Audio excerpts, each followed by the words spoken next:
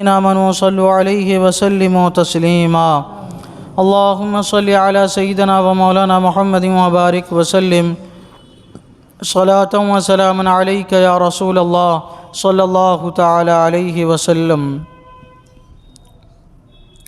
اعوذ باللہ من الشیطان الرجیم، بسم اللہ الرحمن الرحیم۔ فلما ذهبوا به واجمعوا ان يجعلوه في غيابة الجب وَأَوْحَيْنَا إِلَيْهِ لَتُنَبِّئَنَّهُمْ بِأَمْرِهِمْ هَذَا وَهُمْ لَا يَشْعُرُونَ۔ پھر جب اسے لے گئے سب کی رائے یہی ٹھہری کہ اسے اندھے کنویں میں ڈال دیں، اور ہم نے اسے وحی بھیجی کہ ضرور تو انہیں ان کا یہ کام جتا دے گا ایسے وقت کہ وہ نہ جانتے ہوں گے۔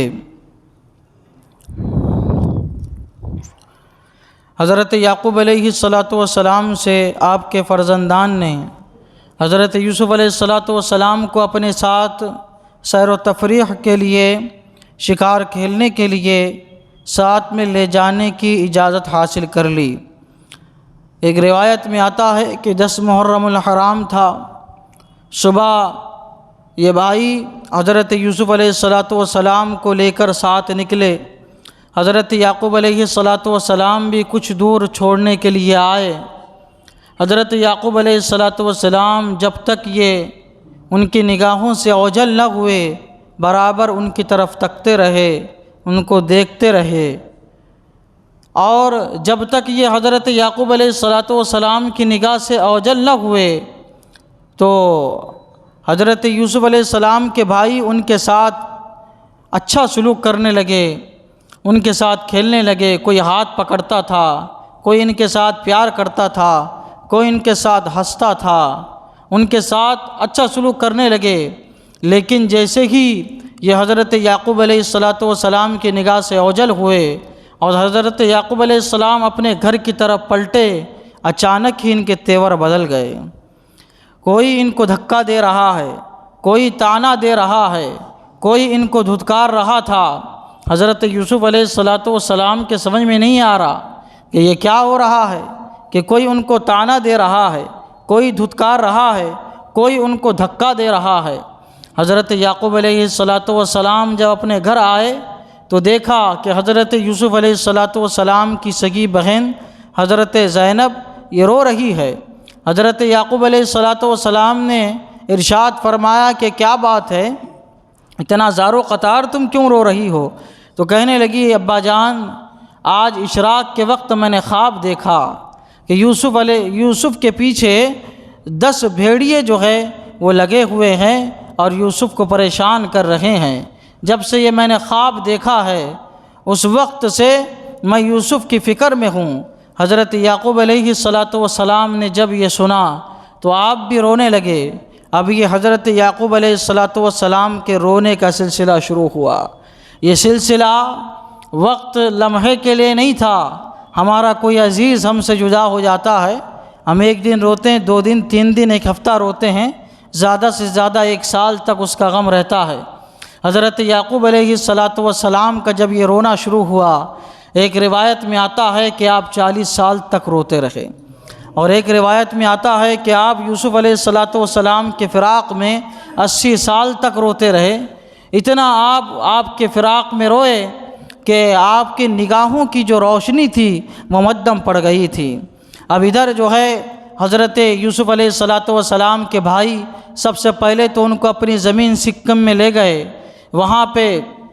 وہیں سے ان کو آگے نہیں بڑھا، وہیں پہ ان کو نہیں رکھا، سیر و تفریح کے لیے نہیں رکھا، بلکہ ان کو گھسیٹتے ہوئے دولتاً ایک زمین آتی ہے جہاں پہ یہ کنواں تھا، جہاں سے مصر کا راستہ گزرتا تھا، وہاں پہ یہ لے گئے۔ وہاں پہ لے جانے کے بعد کوئی جو ہے ان کو دھکا دے رہا ہے، تو یہ حضرت یوسف علیہ السلام اس بھائی کے پاس جاتے ہیں دعائی کے لیے کہ بھائی مجھے پناہ دے دو، مجھے معاف کر دو، تو وہ بھائی ان کو دھتکارتا ہے، دھکا دیتا ہے، کوئی ان کو ادھر گرا رہا ہے، کوئی ان کو ادھر گرا رہا ہے۔ اب یہ حسرت بھری نگاہوں سے بھائیوں کی طرف دیکھ رہے ہیں اور سب ان کو مار رہے ہیں اور ان کو پیٹ رہے ہیں، زمین پر ان کو گھسیٹ رہے ہیں۔ حضرت یوسف علیہ السلام نے ایک نگاہ آسمان کی طرف اٹھائی اور آپ نے مسکرا دیا۔ حضرت یوسف علیہ السلام کے بھائیوں نے کہا کہ مسکرانے کی وجہ کیا ہے؟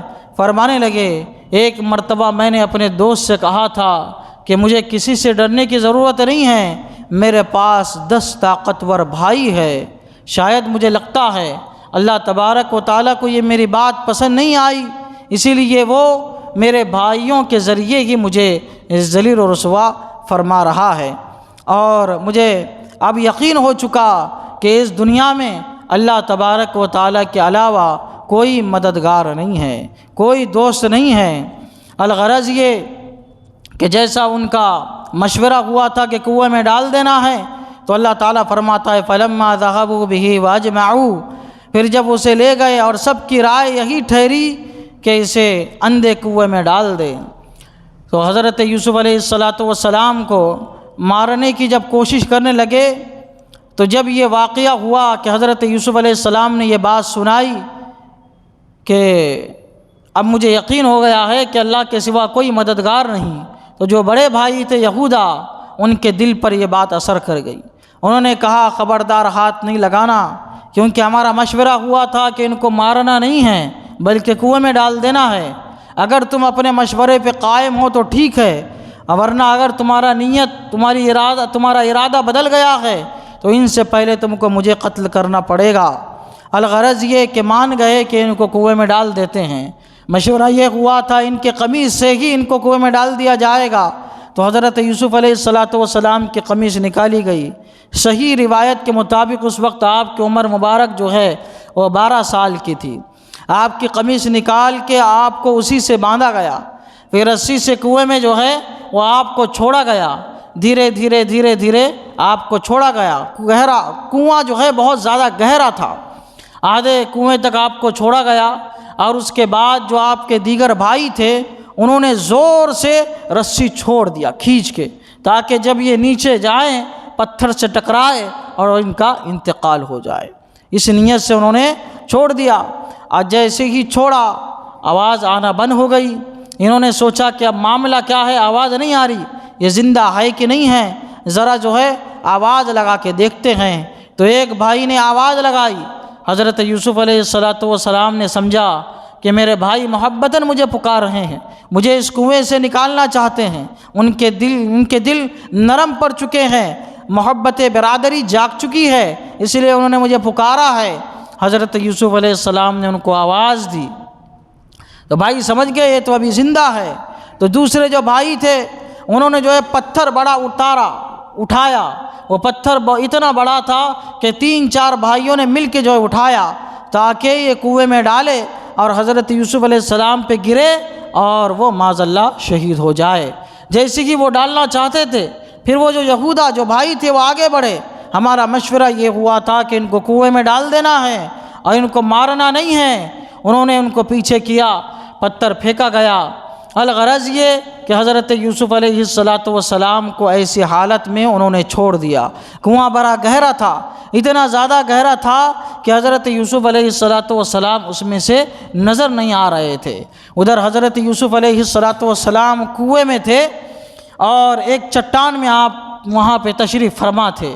حضرت یوسف علیہ السلام ابھی تک بڑے ناز و نعم میں پلے ہوئے تھے، حضرت یعقوب علیہ السلام کے نظر کے سامنے ہمیشہ رہتے تھے، بڑے ناز اٹھاتے تھے حضرت یعقوب علیہ السلام حضرت یوسف علیہ السلام کی، ہمیشہ ساتھ میں سویا کرتے تھے، گود میں سویا کرتے تھے، اور بھائی اور بہن کی میٹھی میٹھی باتیں وہ سنا کرتے تھے۔ اب اچانک الگ دنیا میں آ گئے حضرت یوسف علیہ السلام، ایسی دنیا کہ جس کا ایک عام انسان بھی تصور نہیں کر سکتا ہے۔ ایسے ناز و نعام میں پلے ہوئے، اپنے والد گرامی کی محبت میں رہے ہوئے، اچانک آپ گہرے کنویں میں ہیں اور آپ ایک پتھر پہ جو ہے بیٹھے ہوئے ہیں۔ انسانی فطرت ہے کہ کیا ہوگا پتہ نہیں۔ اللہ تبارک و تعالیٰ دیکھیے کیسا مددگار ہے، اللہ تبارک و تعالیٰ ہی مددگار ہے۔ بھائی سب چھوڑ کے چلے گئے، اب یہ کنواں ہے، میدان میں ہے، صحرا میں ہے، اور کوئی پرسان حال نہیں ہے، یہ خود آبادی نہیں ہے وہاں پہ، یہ تو گزرگاہ ہے، راستہ گزرنے کی جگہ ہے، اور گہرے کنویں میں حضرت یوسف علیہ السلام تشریف فرما ہیں۔ اب اللہ کی مدد آئی۔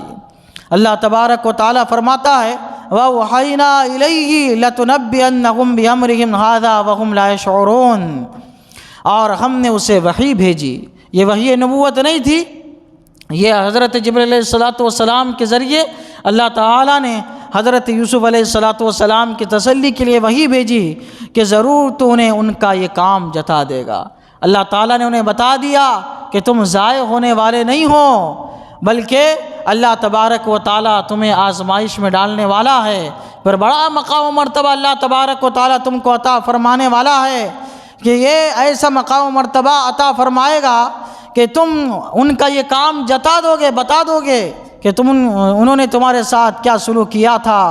وَهُمْ لَا يَشْعُرُونَ، ایسے وقت کہ وہ نہ جانتے ہوں گے، آپ کو پہچان بھی نہیں پائیں گے آپ کے مقام و مرتبے کی وجہ سے کہ یہ یوسفی ہے جن کے ساتھ ہم نے ایسا سلوک کیا تھا، یہ پہچان بھی نہ پائیں گے جب آپ ان کو اپنا واقعہ جتائیں گے۔ الغرض یہ کہ اللہ تبارک و تعالیٰ نے پھر وحی بھیج کر حضرت یوسف علیہ السلام کو تسلی دی۔ پھر جب وہ حضرت یعقوب علیہ السلام کے پاس گئے رات میں تو پھر کیا معاملہ ہوا، انشاءاللہ اس کا بیان آئندہ درس میں آئے گا۔ اللہ تعالیٰ کی بارگاہ میں دعا ہے قرآن شریف سیکھنے سمجھنے اور اس کے مطابق ہم سب کو اپنی زندگی گزارنے کی توفیق عطا فرمائیں۔ اشہد ان لا الہ الا اللہ واشہد ان محمدا عبدہ ورسولہ وصلی اللہ تعالی علی سیدنا محمد وعلی آلہ وصحبہ اجمعین برحمتک یا ارحم الراحمین۔